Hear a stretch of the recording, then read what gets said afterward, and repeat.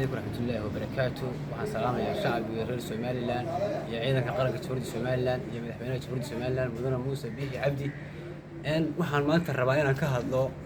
arrinka ka dhacay magaalada Boorama ee gobolka Awdal. nimankii soo qoladii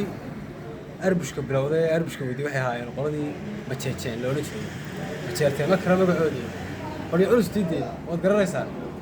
yaa mari calasti kuwaas ay ahaayeen wixii iimaanka la ay sharaabadii ahaa boobay iska yaacay weeraha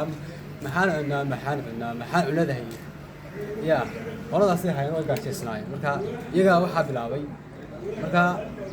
ma aha reer Boorama dadka waxa sameeyay reer Boorama wada sharaf leh oo dad duba waa dad aqoon-yahanaa waa dad waxay ahayd kala araga waxa ku taala jaamacadii caanka ahayd ee loo jiray Amuud University dad waxa ku saqajaabay waxa yaqaan maaha oo dad duba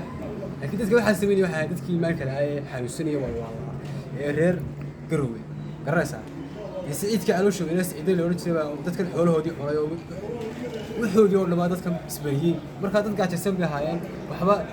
afar qof bahayeen afartii qofna waa la xiray intii kale qaxaysay arkaysiina waa la tarxiilay maxay heeday imika sharci adag baa laga saaray oo ah dadka soo galootiga ah inaan waddanka iska soo gali karin maxay heeday